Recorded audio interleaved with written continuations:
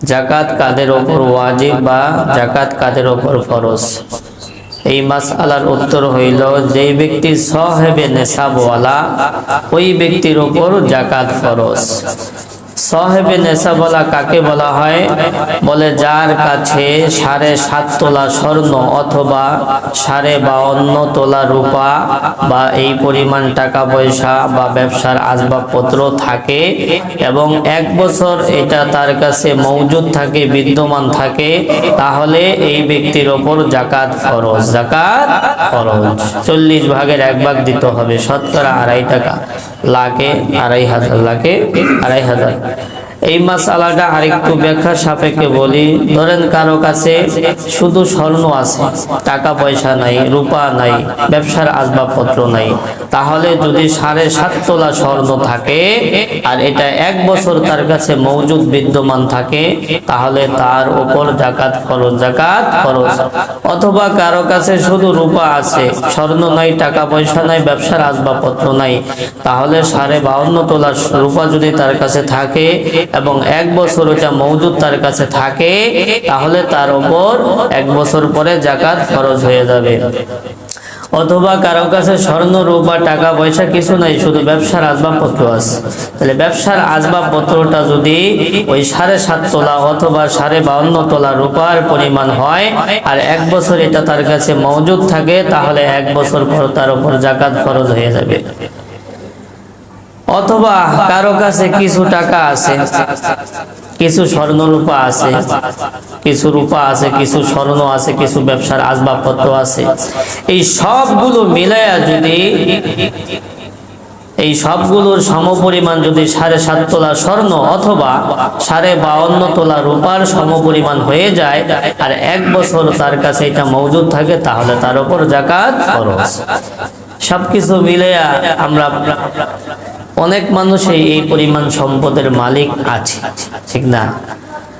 কিছু টাকা আছে না আমাদের, কিছু স্বর্ণ আছে না, কিছু রূপা আছে না, কিছু জিনিসপত্র আছে না, এই সবগুলো মিলাইয়া যদি 7.5 তোলা স্বর্ণ অথবা 52.5 তোলা রূপার সমপরিমাণ হয়ে যায় আর 1 বছর এটা আমার কাছে মওজুদ থাকে, 1 বছর পর আমার উপর জাকাত ফরজ হয়ে যাবে। এখন আমরা তো অনেক চালাক, আমরা মনে করব যে আমরা 7.5 তোলা স্বর্ণ এইটার হিসাবে ধরবো। 7.5 ভরি স্বর্ণর দাম তো অনেক, ঠিক না? তাহলে এইটা সমপরিমাণ অনেকের কাছে নাই, তাহলে তারা হিসাব করবে আমার উপর জাকাত ফরজ হয় নাই।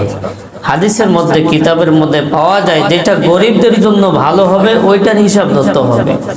আমরা দেখি গরিবদের জন্য কোনটার হিসাব ধরলে ভালো হয়, দেখি রূপার হিসাব ধরলে গরিবদের জন্য ভালো হয়। কি হয়? 52.5 তোলা রূপা, এইটার হিসাব যদি ধরি তাহলে গরিবদের জন্য ভালো হয়, গরিবদের জন্য ভালো হয়। অতএব এইটার হিসাবেই ধরতে হবে, এইটার হিসাবেই ধরতে হবে। অপ্রাপ্ত বয়স্ক সন্তানের মালের উপর জাকাত ওয়াজিব কিনা? এই মাসআলার উত্তর হইল, অপ্রাপ্ত বয়স্ক সন্তানের মালের উপর জাকাত ফরজ না, ওয়াজিব না। কারণ জাকাত ফরজ হওয়ার জন্য আকেল বালেগ, সুস্থ মস্তিষ্ক সম্পন্ন হওয়া শর্ত। আকেল বালেগ হইতে হবে। একজন নাবালেগ সন্তান, অনেক সম্পদ তার আছে, তার উপর জাকাত ফরজ হবে না। কেন? বলে জাকাত ফরজ হওয়ার জন্য আকেল বালেগ হইতে হবে, বালেগ হইতে হবে। হজের জন্য সংগৃহীত টাকার উপর জাকাত ওয়াজিব কিনা? কেউ হজের জন্য টাকা জমায় রাখছে, 4-5 লাখ টাকা জমায় রাখছে যে হজে যাবে, কিন্তু এই বছর যে কোনো কারণে সে যাইতে পারে না। এখন এই টাকার উপর তার জাকাত আসবে কিনা? এই মাসআলার উত্তর হইল হ্যাঁ, এই টাকা যদি 1 বছর তার কাছে মওজুদ থাকে, বিদ্যমান থাকে এবং ঋণ মুক্ত থাকে, তাহলে তার এই টাকার উপর জাকাত আসবে, জাকাত দিতে হবে।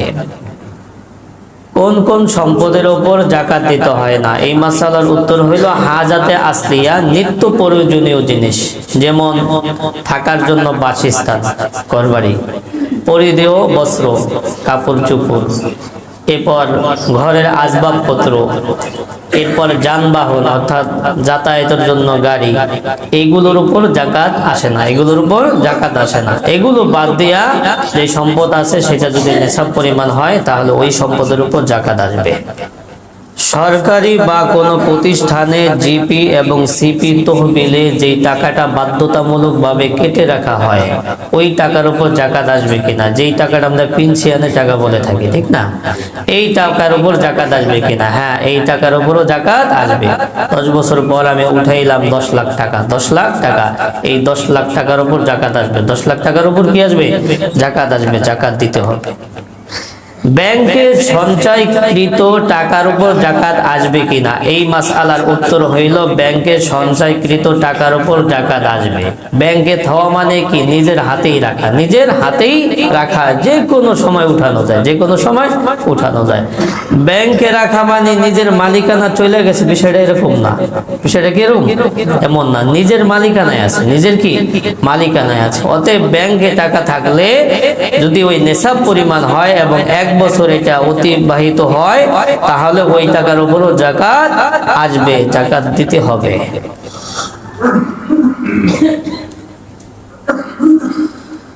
দোকান বাড়ি ভাড়ার জন্য প্রদত্ত অ্যাডভান্স বাবদ যে টাকাটা দিতে হয় এই টাকার উপর যাকাত আসবে কিনা। আমি একটা দোকান ভাড়া নিয়েছি 10,000 টাকা মাসিক ভাড়া, কিন্তু এর জন্য 5 লাখ টাকা কি করতে হয়েছে? অ্যাডভান্স দিতে হয়েছে। ওই টাকাটার উপর যাকাত আসবে কিনা? হ্যাঁ, ওই টাকার উপরও যাকাত আসবে। ওইটা কেমন যেন আমার মালিকানায় আছে, কেমন যেন আমার মালিকানায় আছে। যে দোকান ভাড়া নিছে সে ওই অ্যাডভান্সের টাকাটা দিয়েছিল, ওই ব্যক্তির উপরেই কি হবে? টাকা যাকাত ওয়াজিব হবে, ওই টাকারও যাকাত দিতে হবে। ব্যবসার মাল ও ব্যবহারিক স্বর্ণের উপর যাকাত দেওয়ার সময় কোন ধরনের হিসাব করা হবে? বলে ব্যবসার মাল আমি 5 বছর আগে কিনে রাখছি খুব কম দামে, স্বর্ণ 10 ভরি কিনে রাখছিলাম 5 বছর আগে অনেক স্বল্প মূল্যে, এখন যাকাত দেওয়ার সময় কোন হিসাবে দিতে হবে?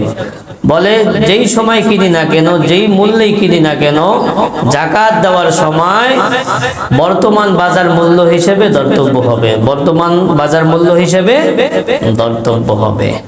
বর্তমান যেই বাজার মূল্য আছে ওই মূল্য হিসাব করে যদি নেশাব পরিমাণ হয়ে যায় তাহলে যাকাত দিতে হবে। স্বর্ণ রৌপ্যের অলংকারাদির উপর যাকাত আসবে কিনা? স্বর্ণ রূপা এটা ব্যবহার করুক বা না করুক এর উপর সর্ব অবস্থায় যাকাত দিতে হবে, সর্ব অবস্থায় যাকাত দিতে হবে, স্বর্ণ রূপার যাকাত দিতে হবে। এটা আমরা দেই না, এটা আমরা দেই না, অবশ্যই যাকাত দিতে হবে। করজ দেয়া টাকার উপর যাকাত আসবে কিনা? আমি একজনকে 5 লাখ টাকা ধার দিয়েছি, ঋণ দিয়েছি, এখন ওই টাকার উপর যাকাত আসবে কিনা, যাকাত দিতে হবে কিনা? এই মাসআলার উত্তর হইল করজ দেয়া টাকা উসুল হওয়ার আগে, হাতে পাওয়ার আগে যাকাত দেওয়া জরুরি না, হাতে পাওয়ার আগে যাকাত দেওয়া জরুরি না, তবে হাতে পাওয়ার পরে বিগত বছর সহ যাকাত দিতে হবে।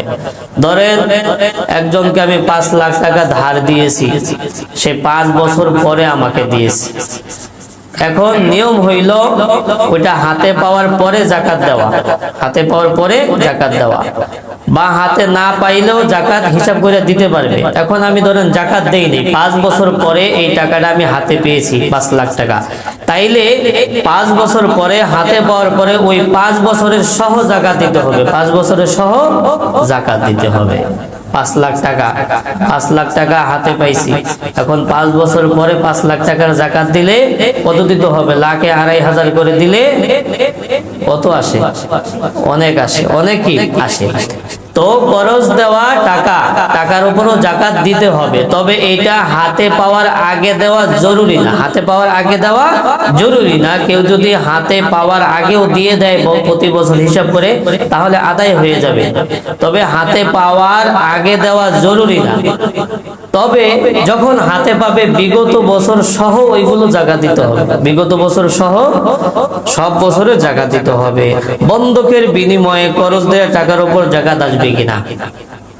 বন্ধক আমরা সকলে বুঝি, টাকা নেওয়ার জন্য জমি বন্ধক রাখে বা স্বর্ণ জিনিস এগুলো কি রাখে, বন্ধ রাখে। তার থেকে 2 লাখ 3 লাখ টাকা দিল, এ বাবদ কি রাখে, জমির দলিল বন্ধক রাখে, জমি দলিল বন্ধক রাখে বা স্বর্ণ রূপা বন্ধক রাখে।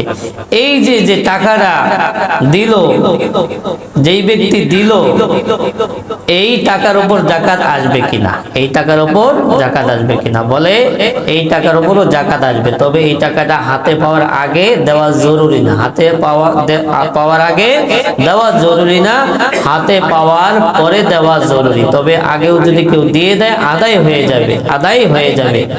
হ্যাঁ, যখন হাতে পাবে তখন বিগত বছর সহ ওইগুলো কি করতে হবে, জাকাত হিসাব করে দিতে হবে। যে আমি 10 লাখ টাকা রাখছিলাম নিছুলক একজনের বন্ধক বাবদ, 10 বছর পর আমারে দিচ্ছে, এই 10 বছর পর যখন আমি হাতে পাই সেই 10 বছরের সহটা হিসাব করে কি করতে হবে, জাকাত দিতে হবে। জাকাতের নিয়তে ঋণ মাফ করে দেওয়া যাবে কিনা।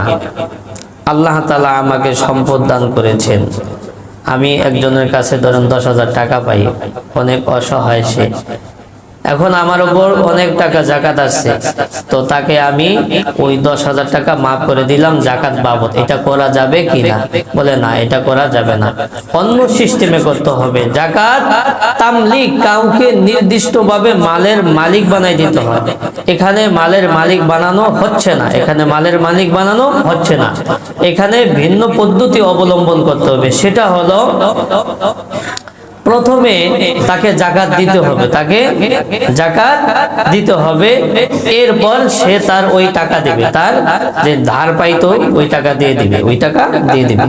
অতএব প্রথমে তাকে জাকাতের টাকা তার নিজ ওই ব্যক্তির, গরিব ব্যক্তির হাতে দিয়ে তাকে মালিক বানাইতে হবে, তাকে কি করতে হবে, মালিক বানাইতে হবে। তাহলে এই ক্ষেত্রে কি করব, বলে আমি কি করব, আমার উপর জাকাত ফরজ হয়েছে, আমি তাকে 10,000 টাকা দিব, জাকাত বাবদ দিব, এরপর আমি যে টাকা তার কাছে পাইতাম ওইটা এবার চাইয়া নেব, ওইটা কি করব, চাইয়া নেব। কিন্তু দিতে হবে, প্রথমে তাকে দিতে হবে, না দিয়া ওইটা দিয়ে কাট ছাট করলাম তাইলে আবার হবে না, তাইলে কি হবে না, বুঝছেন। ঋণ বাবদ জাকাত মাফ করা যাবে না, ঋণ বাবদ জাকাত মাফ করা যাবে না। যে আমার অনেক টাকা জাকাত আসছে, আমি তো তোমার কাছে টাকা পাই, এটা কি করলাম, তোমার জাকাত বাবদ কাইটা নিলাম, এইভাবে করলে হবে না, এইভাবে করলে হবে না। প্রথমে আমার উপর জাকাত খরচ হয়েছে, আমি এই গরিব ব্যক্তিকে জাকাত দিব, জাকাত দিব, এরপর আমি যে তার কাছে টাকা পাইতাম এটা চাইয়া দিব, চাইয়া ঠিক আছে।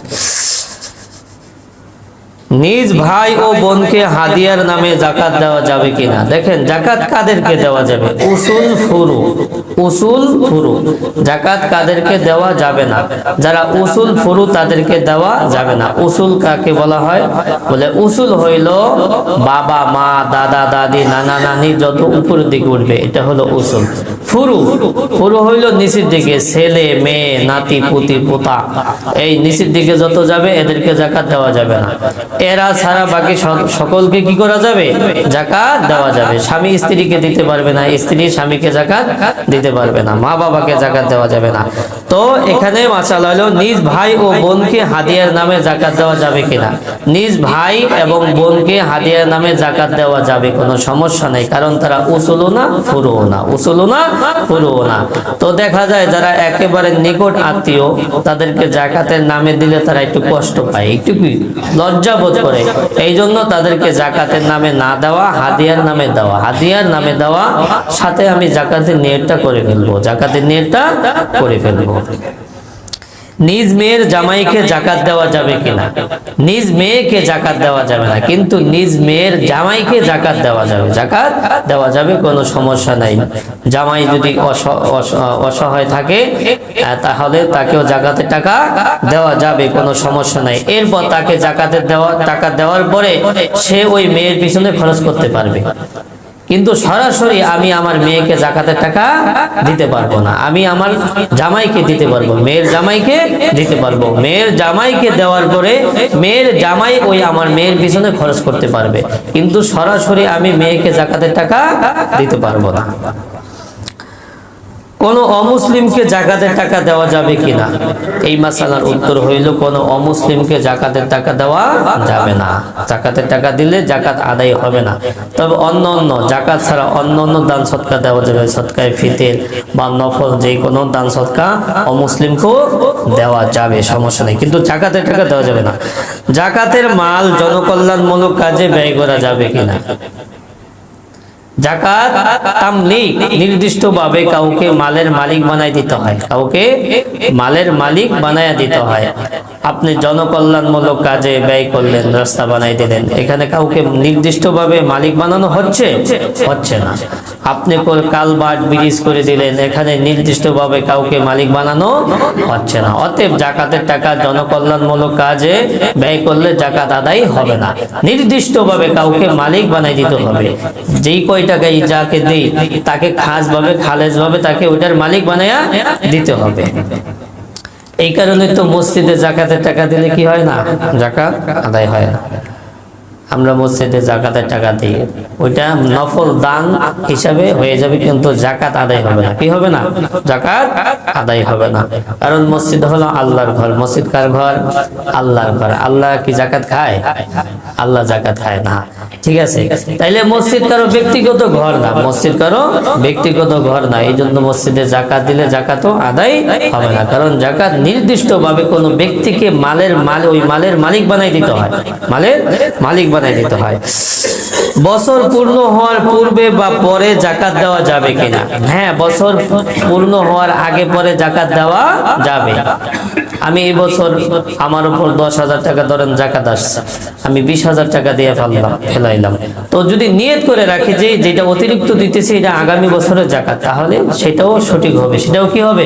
সঠিক হবে, কোনো সমস্যা নাই। বছর পূর্ণ হওয়ার পূর্বে জাকাত দেওয়া যাবে কিনা?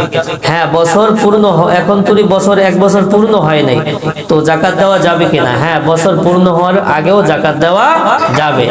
আমরা তো একেবারে নির্ধারণ করে রাখি যে কিছু দিন সিরিয়া যা দিই একেবারে ঈদের দিন দিমনে বা ঈদের 2-1 দিন আগে দিমনে, ওইভাবে তো জাকাত আমরা একজনও দিই না। সত্যি বললে সত্যি, মিথ্যা বললে ঠিক আছে, কেউ দেই না, কেউ কি দেই না।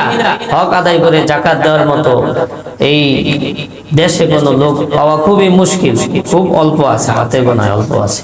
তো যাই হোক, আমরা ঈদের যা দেই তা ওই ঈদে দেই বা ঈদের 2-1 দিন আগে দেই। অথচ আমার বাড়ির প্রতিবেশী ঈদের ধরেন অনেক আগে, 3-4 মাস আগে টাকার জন্য সে ঔষধ কিনতে পারে না, টাকার জন্য কি ঔষধ কিনতে পারে না, তখন অগ্রিম দেওয়া যাবে। এবং অগ্রিম দেওয়া এখানে উত্তম। এখানে কি অগ্রিম দিলে দান সব কমে যাবে, বিষয়টা এমন না, বিষয়টা এমন না।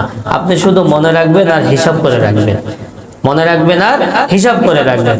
এই জন্য জাকাত যে কোনো মুহূর্তে দেওয়া যায়। হ্যাঁ, বরঞ্চ ওই সময় দেওয়া উত্তম। একজনে ভাত খাইতে পারতেছে না, কিন্তু ঈদ আসে না, ঈদ কি আসে নাই, তখন তার চাল কিনা দেওয়া কি উত্তম, ওই সময় দেওয়া উত্তম। আপনি হিসাব করে রাখবেন, সমস্যা নেই। দেখেন, জাকাত এবং সদকায়ে ফিতরের মধ্যে পার্থক্য আছে। জাকাত হইল সাহেবে নেশা বলা। সাহেবে নেশা বলা কাকে বলা হয়? বলে যার নিকট 7.5 তোলা স্বর্ণ অথবা 52.5 তোলা রূপা বা সব টাকা পয়সা, স্বর্ণ রূপা, ব্যবসার আসবাবপত্র সবকিছু মিলে যদি 7.5 তোলা স্বর্ণ বা 52.5 তোলা রূপা পরিমাণ মূল্য হয়ে যায় তার কাছে, আর এটা 1 বছর তার কাছে থাকে, তাইলে তার উপর জাকাত ফরজ হয়, জাকাত ফরজ হয়। আর সদকায়ে ফিতর ওয়াজিব হওয়ার জন্য 1 বছর অতিবাহিত হওয়া শর্ত না।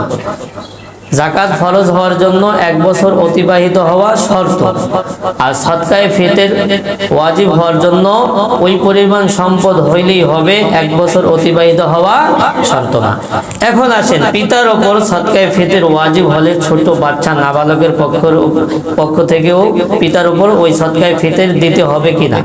বলে পিতার ওপর যদি সদকায়ে ফিতর ওয়াজিব হয়, তাহলে ছোট্ট নাবালেক ছেলে মেয়ে এদের পক্ষ থেকেও পিতার ওপর সদকায়ে ফিতর দেওয়া ওয়াজিব হয়ে যায়, ওয়াজিব হয়ে যায়।